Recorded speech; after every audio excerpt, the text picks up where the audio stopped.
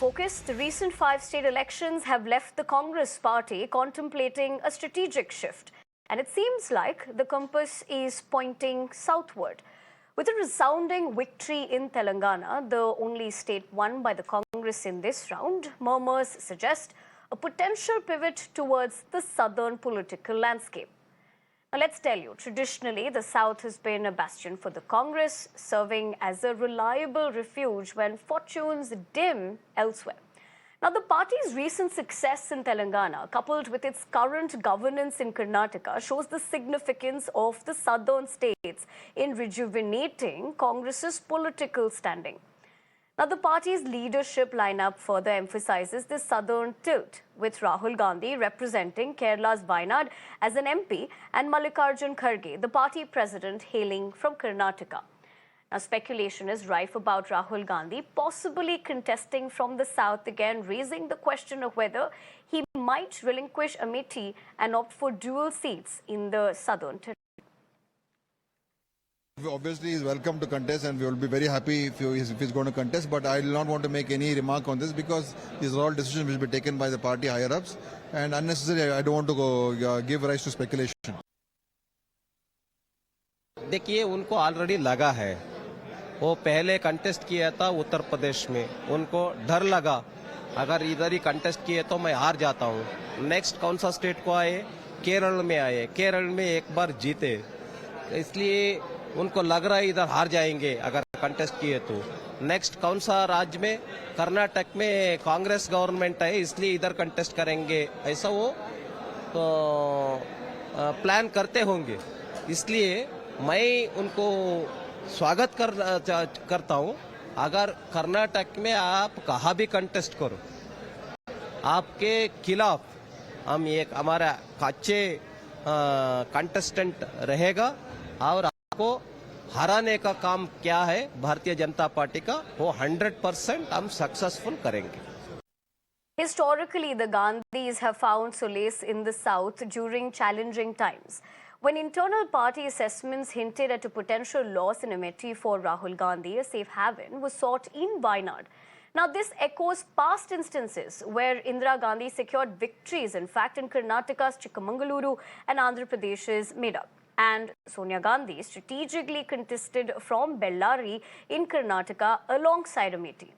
Now, the recent election in Telangana showcased Sonia Gandhi's central role in the Congress campaign. In fact, she personally announced the 6 guarantees and addressed the state's voters, emphasizing a connection that went beyond mere electoral strategy. Beg your pardon. So what does all of this indicate? It becomes clear the Congress is looking more towards the south. But will the South come to its rescue in 2024? Of course, the big question. Let me take that question across to my guests who are joining me this evening. Bhaskar Rao, spokesperson of the BJP, B.S. Arun, senior journalist, as well as Shyam Prasad Meka, political analyst. Thank you very much, everyone, for taking the time out and joining us here. Let me begin by asking Shyam Prasad this. What do you make of this? This is also because of the fact that probably the Congress, the way it has revived its storytelling narrative, which they were hoping to do with the Bharat Jodo Yatra, which is why they've got the boost, or like they say it, in terms of politically speaking, how they performed in Karnataka first and then Telangana. So do you think this is a good move if it were to happen? No, I think there is no move as such. We are just, speculating. There's no move. As far as Congress party is concerned and Rahul Gandhi is concerned, they clearly spelled it out last time that they want to make sure they are contesting from south also. But various Congress units might ask Rahul Gandhi to come and contest from their state. That's about it. I don't think this is any topic for discussion at this point. It's pure speculation, right? But Sam, even though if you talk about it being probably one of the strategies in terms of how they would like to go about with the party looking southwards, or basis of that, politically speaking, how do you look at that? No, I see, they are looking southward, no question about it, because south is being more promising to them electorally. But other than that, why will they leave out north? Congress is fighting the North, fighting for the North very hard, and they fought and lost the 3 states pretty recently. So I don't think Right. we should simply brand Congress as some sort of a South party. It's not. It's fighting very hard in the North. Some places with the alliances, and in some places on its own. All right, okay. As you make those opening remarks and how you, of course, read into that situation, let me get in Bhaskar Rao. Bhaskar, as far as how the BJP looks at this, what is your take on it? Let Shri Rahul Gandhi contest from any of the 28 constituencies of Karnataka. Congress thinks that it is going to give a political life jacket to a sinking ship and giving its captain a place to save himself. After Amithi's disastrous show, he went to Kerala. Now they are looking for a safe place. All the king's men, that is Humpty Dumpty, sat on a wall. Humpty Dumpty had a great fall. Now they want to rescue him and let him come. Any ordinary Karyakarta of BJP can contest against him, and Rahul Gandhi is sure to lose the elections, despite the Congress party being in power. And we are absolutely confident. Our Prime Minister, Modi ji's programs for the last 10 years have touched the lives of all the people throughout the country. And people are with strong nationalist government, which is assertive all over the world. And we are a force to reckon with all over the world. And the people of the country want strong leadership to deal with all the problems at national level and international level. So let Rahul Gandhi ji come and contest in any constituency of Karnataka. He is sure to taste defeat, and let them give the political jacket, life jacket to Shri Rahul Gandhi ji. All right, okay. We'll get further talking about how you're analyzing into the situation as well. But let me get in a word from B.S. Arun. B.S. Arun, of course, you've heard what Syam Prasad and Bhaskar Rao have to state. But let's also talk about the fact of the Gandhis and the South Connect and how that has really panned out over the years. In fact, we were telling our viewers as to how certain seats, strategically had worked out for them previously as well. The run-up to 2024 elections, do you think it would be a good move? Of course, there's no official announcement on that aspect. But as far as strategy is concerned, considering their performance in the South states with their recent wins in Karnataka and Telangana? Well, I think this is only a show of loyalty by Congress leaders in Karnataka. First of all, I don't think he will contest from Karnataka, and I'm sure that he will contest again from Wayanad, from where he won quite impressively in 2019. Having said that, I would like to point out that why he won't contest in Karnataka is because not because Congress has won. We should know that Congress, of course, won in Karnataka in 2023 assembly elections, but then it performed very badly in the 2019 Lok Sabha elections, having won only one seat out of 28. And that one seat happens to be the pocket borough of D.K. Shivkumar and his brother, which is the Bangalore rural constituency, earlier called Karnakapura constituency.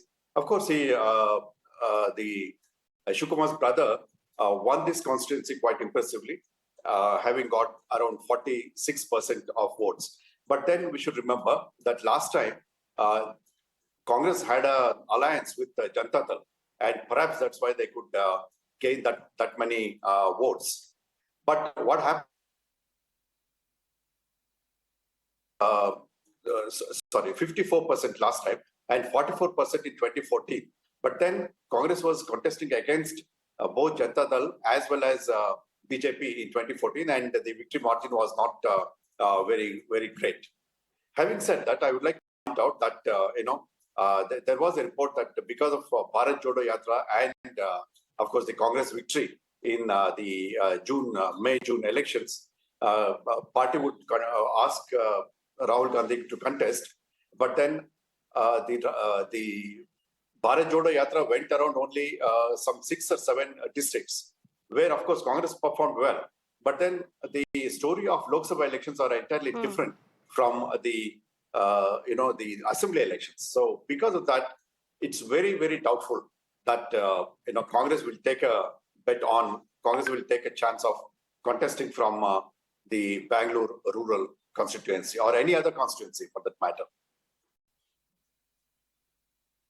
All right, okay, so you do see, in terms of how this might pan out or might not pan out. But Shyam Prasad, one thing that I would like to ask you in terms of the factor of the Bharat Jodo Yatra as well, we'll put that, that the graphic is out over there, in terms of how the Karnataka, the Congress party, of course, did perform in Karnataka and Telangana. In fact, what Jairam Ramesh had also gone on to state is that, reading it out, that it was during this, that from the many conversations that Rahul Gandhi had with the people of Karnataka, that the guarantees and the promises in the manifesto were discussed. And of course, we saw the results of the same. So do you think with the fact that he did connect with the people of the state and going on to see the larger aspect of the results is probably something that might be a reason for them to re-delve into the strategy?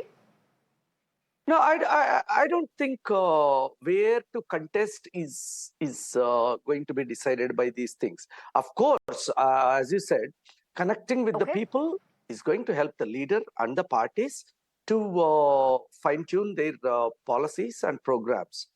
And also, that's the basic duty of a politician. I think Rahul Gandhi doing that Bharat Jodo Yatra did help definitely revive Congress and also revive Congress in the minds of the people as a challenger to Narendra Modi's BJP.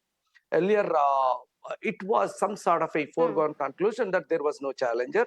But after Bharat Jodo Yatra, Rahul Gandhi successfully established Congress as the challenger to Narendra Modi's BJP. That part is definitely should be credited to Bharat Jodo Yatra. But as far as contesting from any constituency, that has nothing to do with Bharat Jodo Yatra or anything.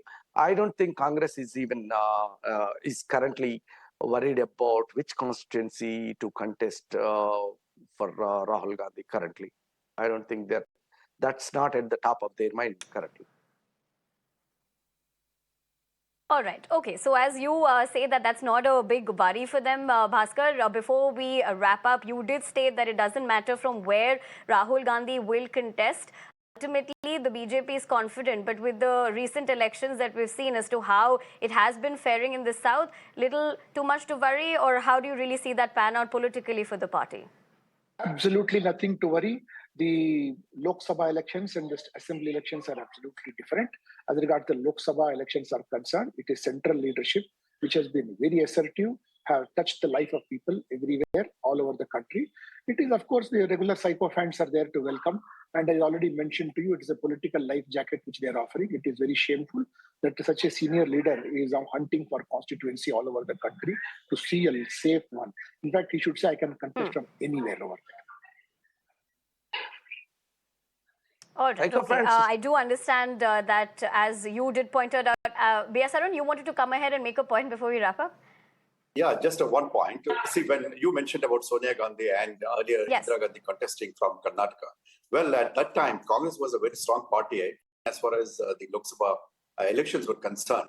But then, now the situation has changed. You take 2014, of course, Congress won a few seats, I think 9 seats it won, but then BJP performed well. And in 2019, as I mentioned, it performed exceedingly well, getting 25 out of 28 seats, and one more seat it got.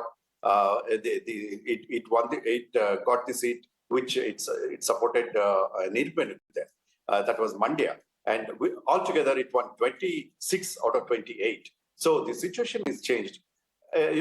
Congress will have to take a real gamble if it were to contest the 2024 Lok Sabha elections.